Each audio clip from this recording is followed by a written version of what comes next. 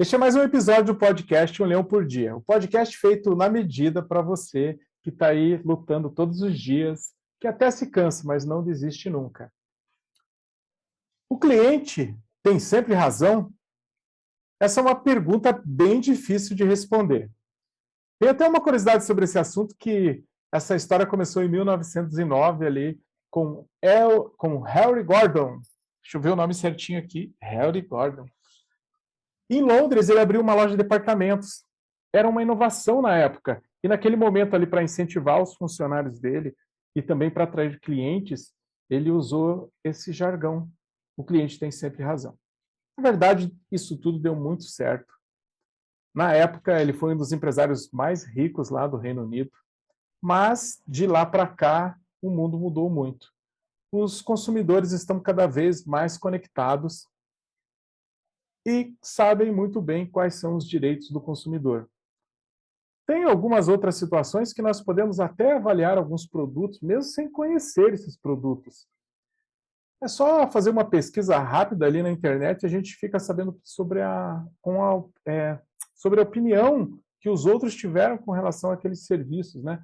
Não sei se isso também não é um pouco, vamos dizer assim, mas talvez isso não seja muito correto com os fabricantes, porque eles não conseguem se defender. Mas, tirando tudo isso de lado, né, existem as leis aí que regulamentam essa relação entre clientes e fornecedores. Como aqui nós estamos sempre pensando em fazer o certo, fazer o correto, nós trouxemos aqui a nossa amiga Cláudia Silvano. Ela é a chefe do departamento ali do Procon do Paraná. Nós estamos até acostumados a ver a Cláudia aí falando dos direitos dos consumidores, mas hoje resolvemos pegar ela por uma outra ótica aí. Queremos saber o que é que pende aí para o lado dos empresários, dos empreendedores. Cláudia, qual é o erro mais comum que os empresários cometem ali, que viram reclamações no Procon? Bem, olá, Edilson, obrigada pela oportunidade de poder participar com você aqui do podcast. O nome é muito sugestivo, muito interessante, né? Um leão por dia. E assim, olha, você começou falando sobre essa máxima aí, né, do cliente tem sempre razão, e eu posso te dizer qual é o maior erro que os fornecedores cometem, porque assim, se tem isso como máxima, você tem a perspectiva do cliente como aquele que vai manter o teu negócio, porque sem o cliente não tem o negócio, não existe. Mas, na prática, a gente vê que alguns fornecedores têm uma dificuldade enorme em lidar com problemas. Então, eu acho que este é o maior problema, ou seja, a dificuldade de lidar com alguma adversidade eventualmente trazida pelo consumidor, né? Eu acho que a gente perde, e eu posso falar isso com absoluta tranquilidade, porque assim, como gestora de um órgão de defesa do consumidor, eu às vezes me vejo às voltas com reclamações em relação ao nosso serviço, né? E deixar de ouvir a reclamação do cliente, não tratar a reclamação, não reconhecer que existe algum problema, que houve algum erro por parte de um funcionário, ou na apresentação de um produto, ou numa informação que não foi dada de forma correta, eu acho que esse é o maior erro, né? É você enxergar a reclamação como um obstáculo intransponível, ao invés de enxergar a reclamação daquele consumidor como uma oportunidade de melhoria. Eu acho que esse é um ponto fundamental. Cláudia, vou aproveitar aqui isso que você comentou e vou puxar um pouco para o lado assim, daquilo que eu vejo, acho que eu fui uma vez ou duas no Procon só, mas eu estou em contato com o consumidor o tempo todo. E eu vejo que os pequenos, quando acontece uma reclamação, até a gente estava falando, o pequeno ele nem encara como reclamação, ele encara assim, nossa, fizeram uma denúncia contra a minha empresa e eu não sei nem como que eu vou reagir. E ele fica com medo, ele já, claro que já se esgotou, às vezes se envolveu emocionalmente com o cliente, às vezes já discutiu, na verdade ele vai para lá, ele vai morrendo de medo. E ele pensa até será que eu tenho que levar um advogado lá? E tu tem esse outro lado desse medo. Como que é o dia a dia disso? Como que acontece isso lá, Cláudia? Então, assim, claro que tem essa questão, esse temor por parte, especialmente das pequenas empresas, né, dos pequenos fornecedores, empreendedores e tal. Eu acho que, assim, isso não é algo negativo exatamente. Eu acho que tem que ter, sim, essa perspectiva, né, de o que pode acontecer comigo, já que houve essa denúncia, né? Mas eu acho que a gente tem que ter a noção também, e os fornecedores têm que ter a noção, de que sempre que é aberta uma reclamação, que é feito um registro, o Procon Paraná e os Procons, de um modo geral, oportunizam a possibilidade, enfim, de defesa por parte desses fornecedores, né? O problema está, de novo, a gente volta na pergunta 1, Edilson, que é a inabilidade para tratar a reclamação, né? Se você está no mercado, o mercado pressupõe que você tenha alguma expertise, enfim, algum conhecimento, inclusive para tratar a reclamação.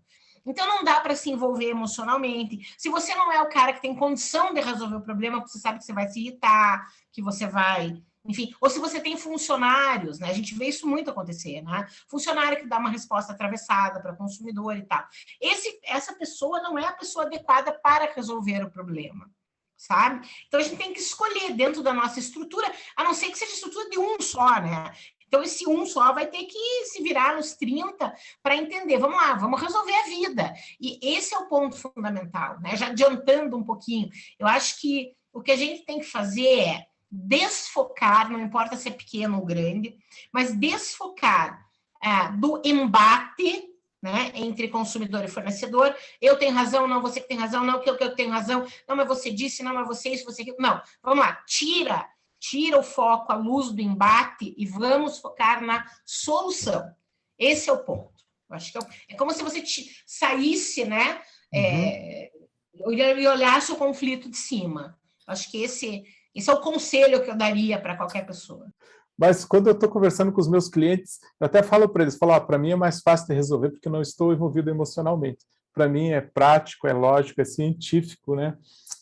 Uma coisa que eu acho que podia ajudar aí, Cláudio, que aí até eu quero saber, digamos assim, ó, vou colocar uma sugestão hipotética aí.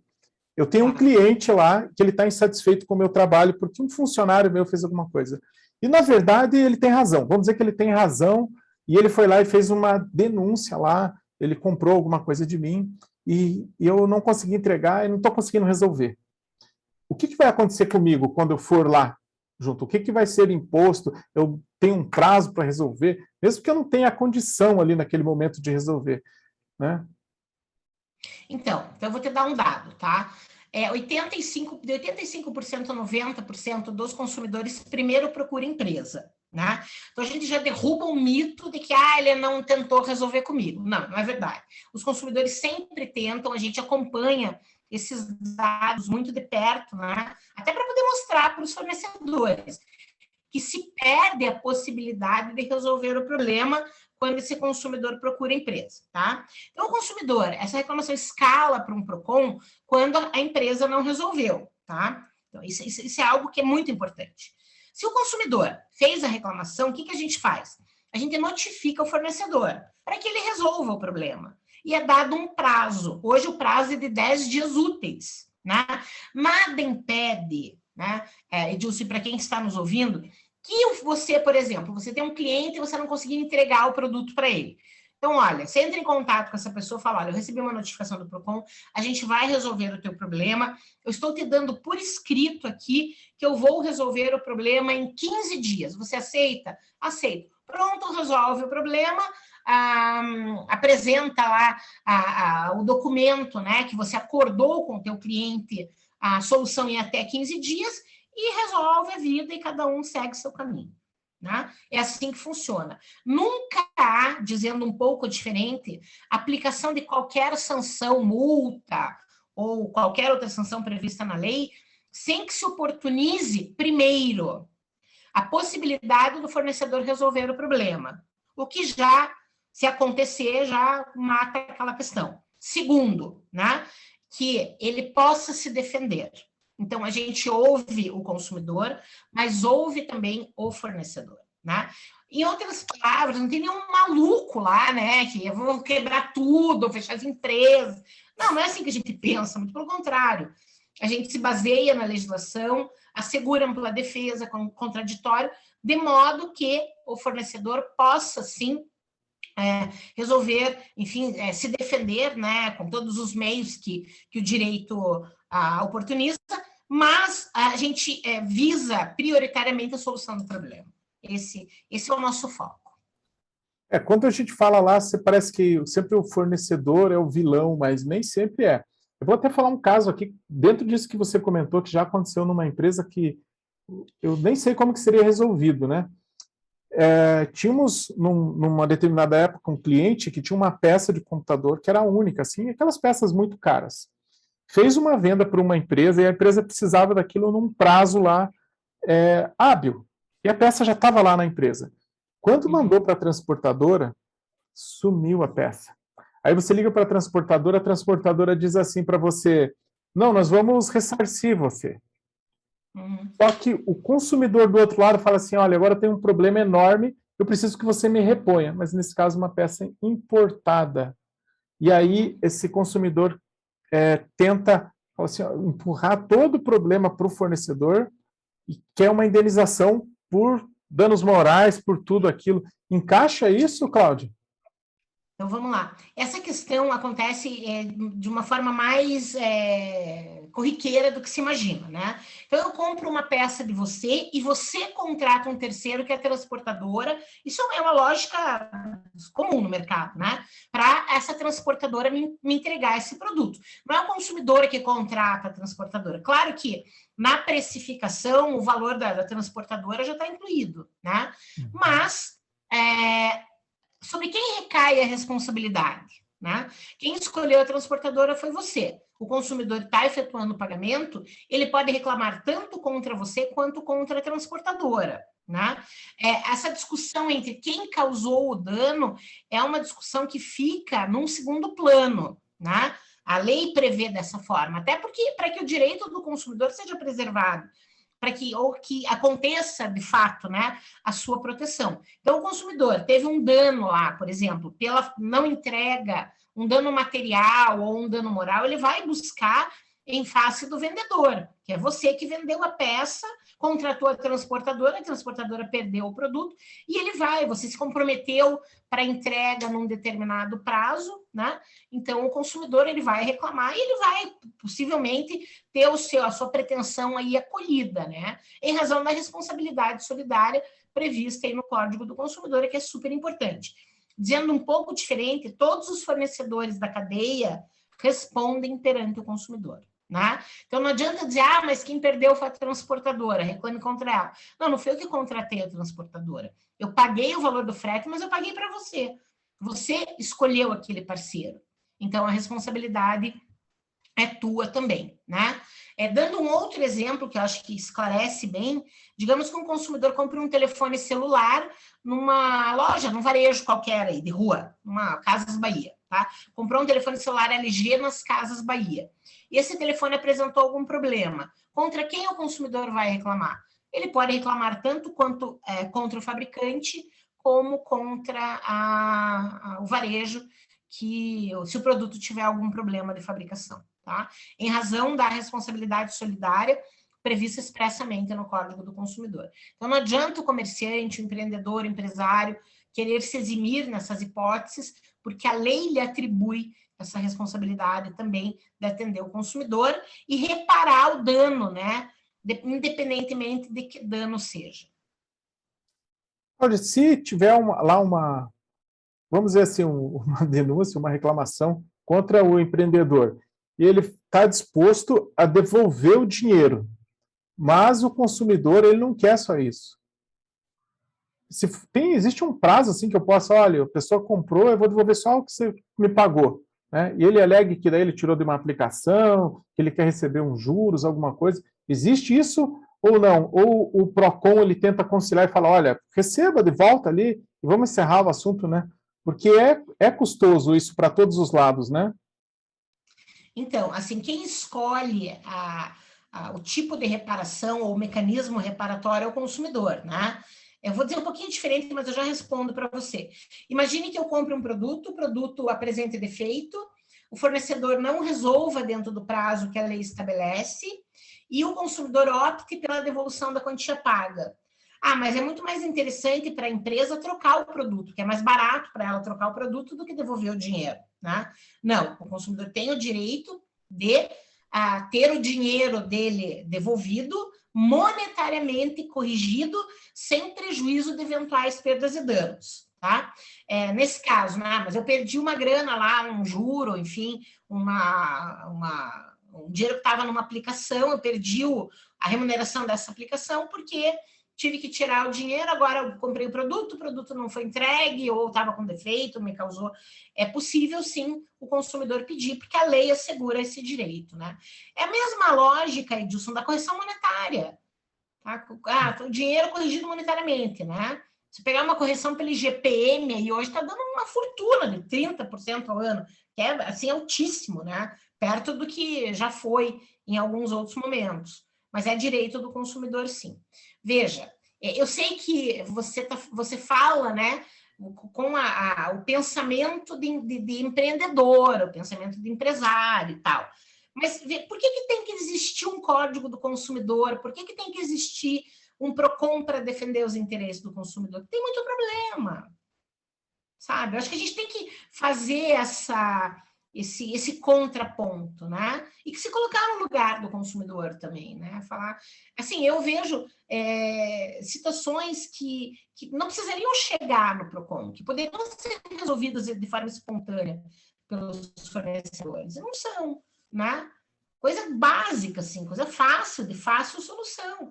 Aí o consumidor, sabe, vira uma via sacra a vida dele, que ele tem que ir para cá, para lá, e reclama 1, 2, 3, 10 mil vezes, ninguém resolve, ninguém atende, ninguém nada, né? E eu não estou nem falando em pandemia, estou falando em tempos normais. Na pandemia isso se multiplicou por sei lá quanto. Cláudia, você sabe que o ponto de vista que eu coloco aí que eu posso falar sobre isso que você está comentando aí, eu chamo isso de economia porca, né? Por quê? Porque imagine que eu tenho que sair, ou o empresário tem que sair e lá no PROCON responder. Se ele não for, ele tem que mandar um preposto, tem que mandar um advogado. Quanto que custa essa hora ali? Quanto que custa todo... Né? Sendo que, é engraçado, né? Quando a gente fala lá das TVs, lá teve uma época da TV Telefunken, aquela TV que durava 10 anos, né? E não podia. Então, o que eles faziam? Eles tinham uma linha de produção onde eles testavam todas as TVs. Aí um dia um cara percebeu lá que isso é muito trabalhoso, é muito caro. Então vamos fazer o seguinte, como a maioria está certo, vai. Se alguém reclamar, nem questiona. Pega uma nova e envia, e ainda envia um pacote lá com presente junto.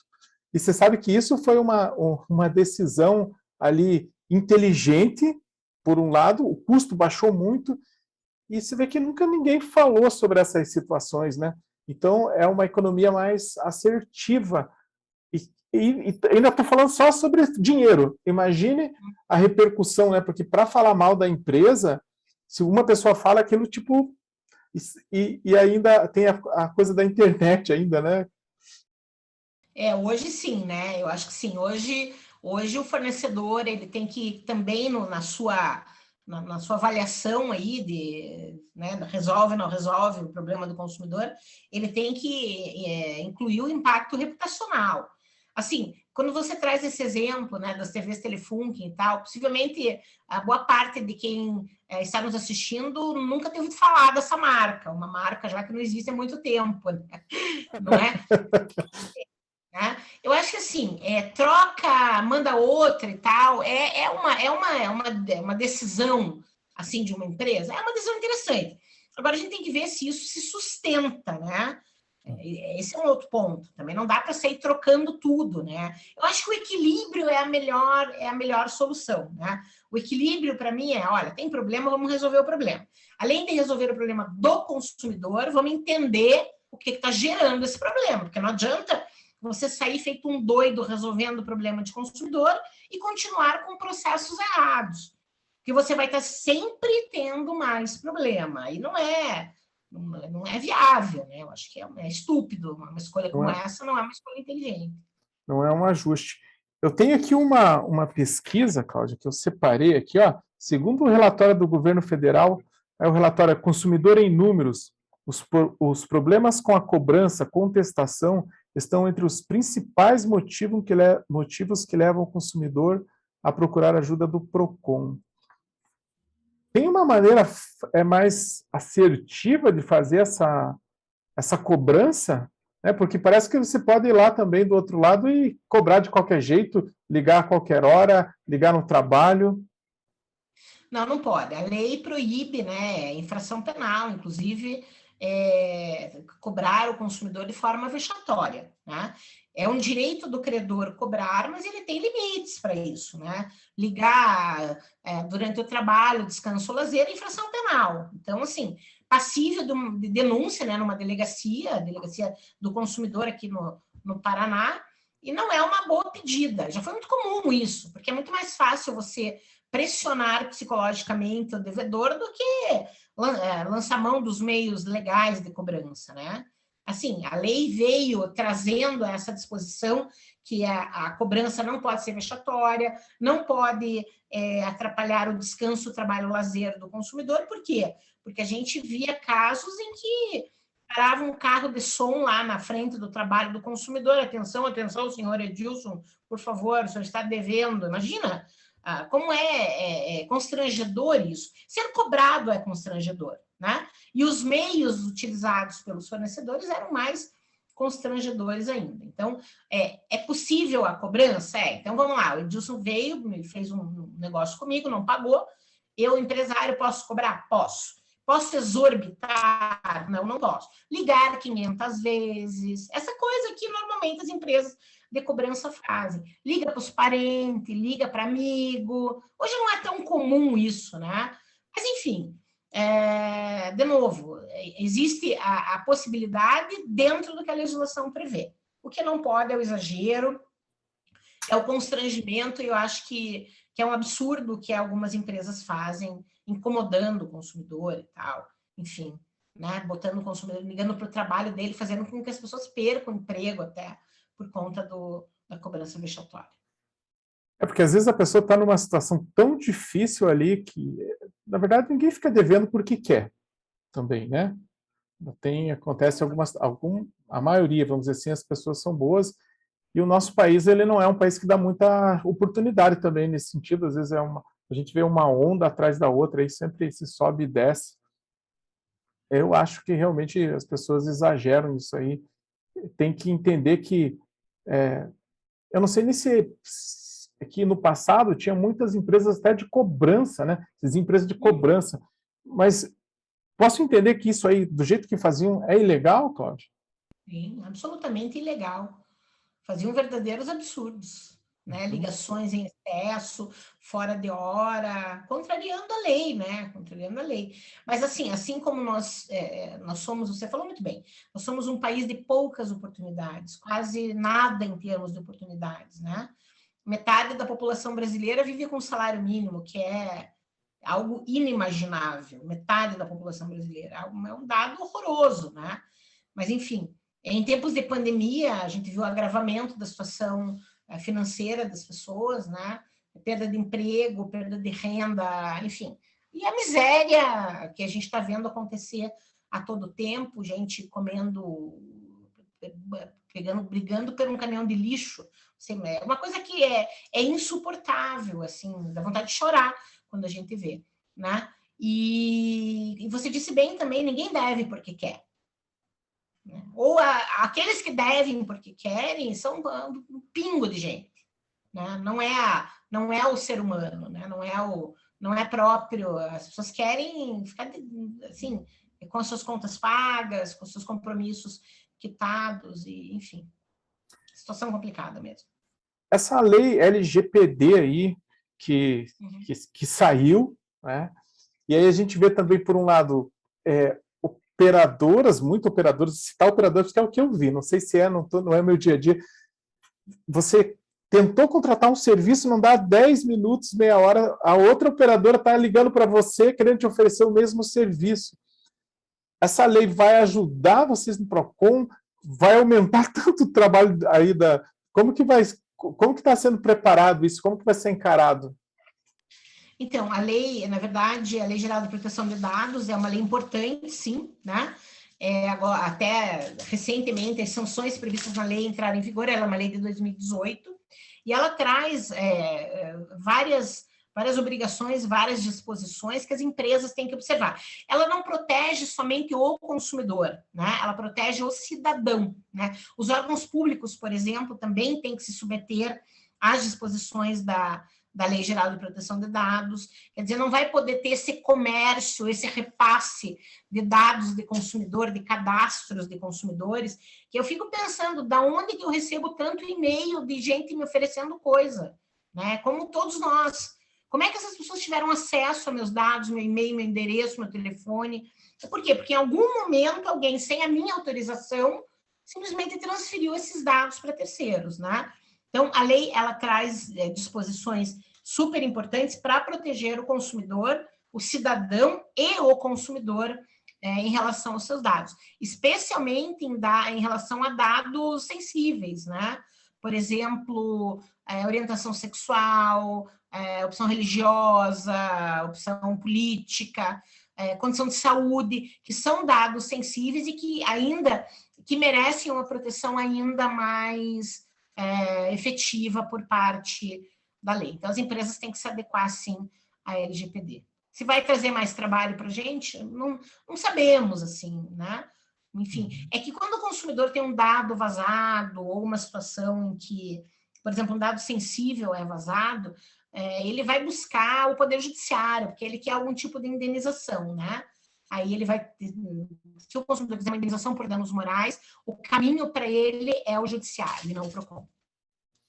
Cláudio, quando eu vou lá, eu vou aproveitar um gancho aí que você colocou, quando eu vou lá num prédio lá, por exemplo, e chego lá na portaria, eles dizem assim, ó, eu preciso que você me dê um documento com fotos, seu RG, seu endereço, pega até a nossa biometria lá, para você poder subir lá no andar que você queria. Você pode se negar a fornecer esses dados ali, porque ou você pede um documento em troca do sigilo, porque você veja, um CPF com esses dados, com tudo isso, né, do jeito que andam as coisas, eu fico fragilizado, na verdade, né, com esses dados, com a informação que de uma pessoa que eu nunca nem vi, eu posso dizer assim, não, eu não vou fornecer esses dados e eu quero ter o acesso lá. Aí entra uma questão de segurança, né? Qual é a justificativa para que essas informações sejam exigidas? Então, a gente tem que ter o bom senso também, né? Um prédio, entra alguém, mata todo mundo lá dentro, quer dizer, como é que identifica quem entrou? Então, eu acho que tem que ter um meio termo aí, o bom senso para que enfim, se diga sim ou não, né, no momento em que se dá esse dado. Eu vou te dar um outro exemplo que tem a ver com o consumidor daí. Você vai a um mercado, a uma farmácia, pesquisar o preço do medicamento, qual que é o teu CPF? Mas por que você precisa do meu CPF para me dar o preço do medicamento? Então, não tem muito sentido, me parece, né? Se exigir esse tipo de informação para dar preço do medicamento. Quanto que é a aspirina? Para me responder quanto que é a aspirina. Né? Agora precisa do meu CPF para me dizer quanto é a aspirina. Eu não estou comprando, eu não estou pagando a crédito, nada disso. Então, tem algumas situações que é óbvio, né? O abuso, enfim, porque não há uma justificativa plausível para que se exija aquela informação. Agora, se o prédio, né, e sai do consumidor, é o cidadão, se o prédio exige aquelas informações, o prédio também tem que se submeter às disposições da Lei Geral de Proteção de Dados.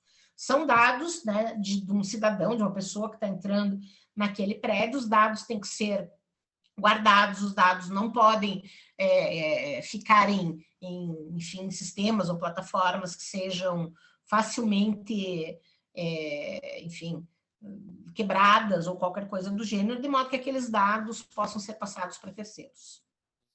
Eu vou deixar uma ressalva aqui, que quando eu tive ali no PROCON, eu fui muito bem atendido, eu fui acompanhando um cliente, que é um fornecedor, as pessoas me atenderam, a todos nós, de maneira muito educada, tinha lá o espaço para sentar, de forma muito organizada. Então, eu quero pegar você agora, Cláudia, porque quando o empresário, o empreendedor fez uma coisa errada, até às vezes, ou não conseguiu resolver, ele está preocupado que você não, desculpe, mas lá o PROCON é o leão que ele tem que enfrentar naquele dia. Quando ele chega lá para dar de cara com esse leão, qual é o conselho que você daria para o empreendedor para amansar esse leão? Qual a postura dele? Como que ele tem que se portar e qual seria a iniciativa mais correta de frente do problema para que ele seja resolvido? A tua pergunta é ótima. Assim, o PROCON, e eu tenho uma preocupação muito grande com isso, eu não estou dizendo de não erre, tá? De vez em quando dá uns arranca-rabo e briga, discussão, como em qualquer situação em que se trabalha com conflito, óbvio. Mas a nossa perspectiva é sempre a perspectiva de acolhimento de todo mundo, né? Seja do consumidor, evidentemente, nós estamos ali para defender o consumidor, esse é o nosso papel, isso é muito claro para nós e a gente deixa isso muito claro para quem quer que seja. Mas a gente também entende que se as pessoas forem tratadas com dignidade, com urbanidade, né, com educação, a possibilidade de que se faça um acordo aumenta de forma considerável, né? Então, esse é o ponto. Agora, se você vai esperando um leão, e é bom que vá esperando um leão mesmo, eu acho que é bom que vá. Eu acho que, e não é porque é um leão que vai te multar, não, é porque você lesou o teu cliente e você tem a oportunidade de resolver o teu problema ali. Você já perdeu uma oportunidade anterior, então vamos tentar resolver ali. Eu acho que o foco de qualquer empreendedor, de qualquer empresa, de qualquer advogado, de qualquer preposto, ou de qualquer pessoa que seja chamada, né, a resolver uma questão eu vou tirar a dor do consumidor. Foca em tirar a dor do consumidor, que é resolver o problema. Ah, mas ele tem 10% de razão. Então, vamos focar nos 10% de razão e vamos resolver o problema. Né? E depois você vai discutir internamente, vai ver se o teu contrato tem algum problema, se teus processos têm algum problema, se teu funcionário foi mal criado. Enfim, eu acho que é isso. Então, chegue ali com o ânimo de resolver, né? Com o ânimo de minimamente ouvir o que o consumidor tem para dizer. Claro, eu estou assim, completamente do seu lado, acho que você está de forma correta. Empreender é um negócio, né? Não é nada pessoal, na verdade, nem deve ser tratado por esse lado. É fornecer algum serviço com a qualidade esperada, receber algo em troca, não agir como as pessoas, às vezes, por estresse, por isso tudo. Eu concordo com você, acho que tem que resolver mesmo. Ocasionou? Vamos descobrir o que é. Vamos lá e vamos resolver. Eu só tenho que agradecer aí o teu tempo, olha, uma conversa muito gostosa. Eu queria ficar aqui muitas horas falando com você, tem muitas coisas que eu acho que você tem para explicar para a gente, né? Quero também te parabenizar, assim, como você é uma referência como brasileira, que não importa as situações, não importa o que se diga, você está aí lutando pelo certo. Eu até vou citar que nós estamos aqui num horário onde você podia estar fazendo outra coisa, mas resolveu disponibilizar aí o seu tempo para ajudar pessoas, para esclarecer, para mostrar que existe um caminho, né? Nem precisava fazer isso. Mas eu quero te agradecer, quero saber se você tem mais alguma coisa que você gostaria de complementar. Eu quero agradecer a oportunidade de falar sobre... e você falou uma coisa muito legal agora. Todo mundo sabe o que é o certo, então vamos fazer o certo. Não precisa ser advogado, não precisa ter um arcabouço jurídico gigantesco para a gente olhar para decidir o que é o certo e o que é o errado. Todo mundo sabe o que é o certo e o que é o errado. Então, vamos fazer a coisa certa e eu acho que a gente vai ter uma sociedade melhor, né? Acho que esse é um ponto. A gente precisa disso, sabe? Esse momento é um momento de sofrimento absoluto, né, por tudo que a gente está passando, crise econômica, crise sanitária, as mortes, o horror que o mundo viveu e que o Brasil está vivendo. Então, acho que se cada um fizer um pouco, aí a vida de todo mundo acaba melhorando. Muito obrigada pela oportunidade, obrigada mesmo. E se quiser me chamar para mais bate-papo, me chame, que eu sou sempre à disposição.